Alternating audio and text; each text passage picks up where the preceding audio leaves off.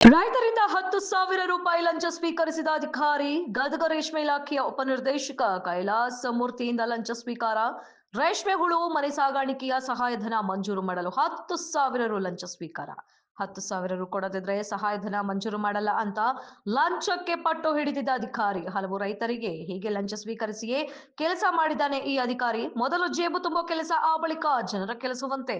ಗದಗನಲ್ಲಿ ಭ್ರಷ್ಟ ಅಧಿಕಾರಿಗಳಿಂದ ಬೇಸತ್ತಿರೋ ರೈತರು ಸರ್ಕಾರದ ಯೋಜನೆ ಸಾರ್ವಜನಿಕರಿಗೆ ತಲುಪಿಸಲು ಲಂಚ ಲಂಚ ಲಂಚ ಲಂಚ ಕೊಡುತ್ತಿದ್ರೆ ಸರ್ಕಾರದ ಯೋಜನೆ ಜನರಿಗೆ ತಲುಪಲ್ಲ ಎಂಬ ಪರಿಸ್ಥಿತಿ ನಿರ್ಮಾಣವಾಗಿದೆ. ಅಧಿಕಾರಿಯ ಲಂಚ ಕುತನಕ್ಕೆ ಜಿಲ್ಲಾಧಿಕಾರಿಗೆ ಸಚಿವ ಎಚ್.ಕೆ. ಪಾಟೀಲ್ ಅವರಿಗೆ ದೂರು ನೀಡಿದ್ರೂ ಕ್ರಮ ಆಗಿಲ್ಲ.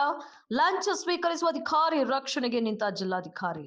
ರೈತರ ರಕ್ತ ಹೀರೋ ಅಧಿಕಾರಿ ವಿರುದ್ಧ ಕ್ರಮಕ್ಕೆ ಒತ್ತಾಯಿಸಲಾಗಿದೆ. ಅಂದರೆ 40 ಕಡೆ ಇಷ್ಟ ನಮ್ಮದೆಲ್ಲ ಆಗಿದೆ. 25 ಲಕ್ಷ ಏನಿತ್ತು ಅದೆಲ್ಲ ನಿನಗೆ ಅಂತಾನೆ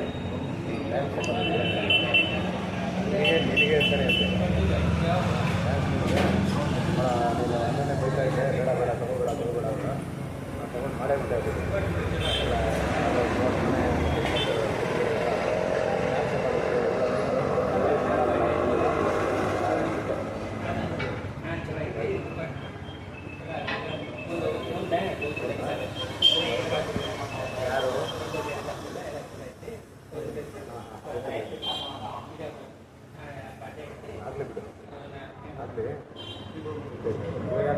ನಾಳೆ ಇವತ್ತು ಸಂಜೆನೂ ಕೊಡ್ಬೋದಾಗಿತ್ತು, ನಾಳೆನೂ ಕೊಡ್ಬೋದು.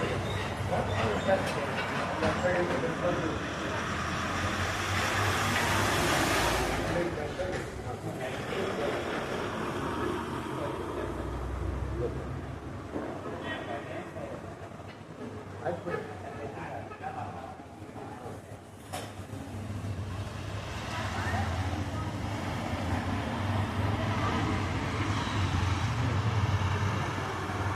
ಇಲ್ಲ ನೀವು ಯೋಗ್ಯತೆಲ್ಲ ಅವ್ರಿಗೆ ಅದು ಹಂಗೆ ಇತ್ತು. ಬಿದ್ದೇನು ಎದೆಲ್ಲ ಮಾಡೋದು ಸಮಯ ಅಂತ ಅರ್ಥ ಆಯ್ತಾ? ಇದೊಂದು 2 ಬಿಲ್ ರೆಡಿ ಮಾಡ್ಬೇಕು ನೋಡಿ. ಅದು ಈ ಗ್ಯಾಪ್ಗಳಲ್ಲಿ ರೆಡಿ ಮಾಡ್ಬೇಕು. ಏನಪ್ಪ